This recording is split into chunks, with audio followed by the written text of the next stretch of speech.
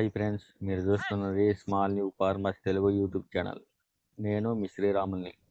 మొదటిసారిగా మన ఛానల్ని చూస్తున్నట్టయితే లైక్ చేయండి, సబ్స్క్రైబ్ చేసుకోండి, అలాగే బెల్ ఐకాన్ క్లిక్ చేసి ఆల్ అనే ఆప్షన్ని ఆన్లో ఉంచుకోండి. ఈరోజు టాపిక్ వచ్చేసి ఎద్దులతో సేద్యం చేయడం వల్ల కలిగే ప్రయోజనాలు తెలుసుకుందాం. ఇప్పుడు మనం చూస్తున్నది వచ్చేసి ఎద్దులతో గుర్రదోలడం జరుగుతుంది. ఈ ఎద్దులతో గుర్రదోలడం వల్ల పొలం అనేది పొలితిగా రావడం జరుగుతుంది. మన ట్రాక్టర్తో తోలినట్టు గట్టిగా కాకుండా ఎద్దులతో తేమ ఉన్నప్పుడే పని జరగడం జరుగుతుంది. ఎందుకంటే అప్పుడప్పుడు వర్షాలు పడడం వల్ల ఇది ఆడితే కానీ ట్రాక్టర్తో తోలే లోపల గడ్డి పక్క చేలో ఉంది కదా, ఆ విధంగా అయిపోతుంది. ఈ రైతుకు ఎద్దులు ఉండడం వల్ల గడ్డిని పడకుండా తేమ ఉన్నప్పుడు కూడా గుర్రు తోలడం వల్ల గడ్డి చంపే అవకాశం ఎక్కువగా ఉంది.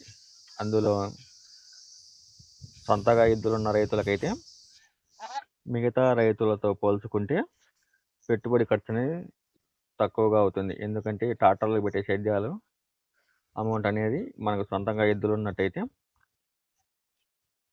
ఆ అమౌంట్ అనేది మిగలడం జరుగుతుంది. సొంతంగా ఎద్దులు ఉన్న రైతులకు వచ్చేసి పెట్టుబడి తక్కువగా అవుతుంది. ఎద్దులు లేని రైతులకు వచ్చేసి పెట్టుబడి ఎక్కువగా అవుతుంది. అందుకే సొంతంగా ఎద్దులు ఉన్న రైతులకు వచ్చేసి లాభం అనేది రావడం జరుగుతుంది పొలాల మీద. ఎందుకంటే ఈ పొలాలకు పెట్టే పెట్టుబడి ఖర్చు విత్తనాలు మందులు అవుతాయి కాబట్టి సేద్యాల ఖర్చు అనేది మిగలడం జరుగుతుంది.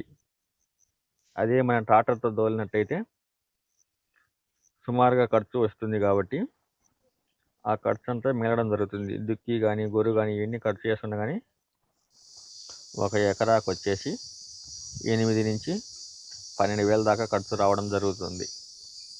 అదే మనకు దగ్గర ఎద్దులు ఉన్నట్టయితే ఈ ఖర్చు అనేది మిగలడం జరుగుతుంది.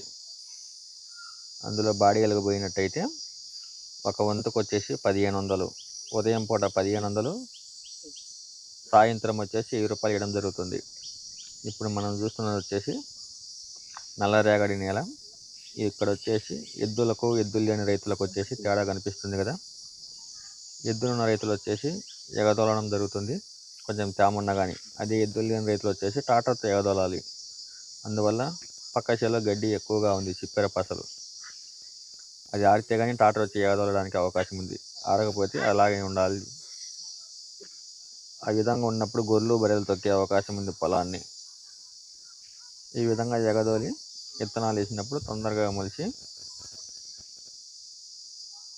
రైతుకు ఆదాయం వచ్చే అవకాశం ఎక్కువగా ఉంది. ఇప్పుడు ట్రాక్టర్లతో విత్తనాలు వేసి పెట్టుబడి పెరిగింది కానీ అంతకుముందు ఎద్దులతో అయితే పెట్టుబడి తక్కువగా ఉండి ప్రతి ఒక్క రైతుకు ఆదాయం ఉండేది.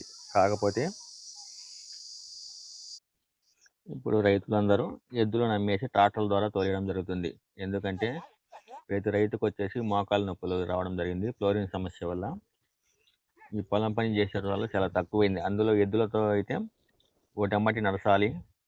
గురి తోలేటప్పుడు అయితే ఉదయం ఒక వంతుకు వచ్చేసి 2 ఎకరాలు, సాయంత్రం 1 ఎకరా తోలడం జరుగుతుంది.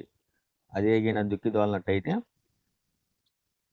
ఒక రోజుకు వచ్చేసి 1 ఎకరే తోలడం జరుగుతుంది దుక్కి. ఆ విధంగా చేసి తిరగడం ఇప్పుడనే సాధ్యమయ్యే పని కాదు.